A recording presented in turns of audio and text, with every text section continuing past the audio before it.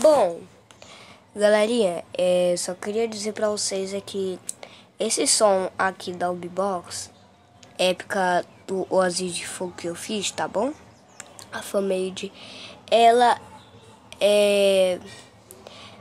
os créditos foi por Gabriel Stumble, Calvin e Stacoper. Muito obrigado, Calvin e Stacoper por estar me ajudando a fazer o som e o design dessa Ubibox. E galera, esse vídeo aqui era meio que a full song, a Ubibox épica do Oasis de Fogo com a ilha. Então é isso, galera, espero que vocês tenham gostado e fui!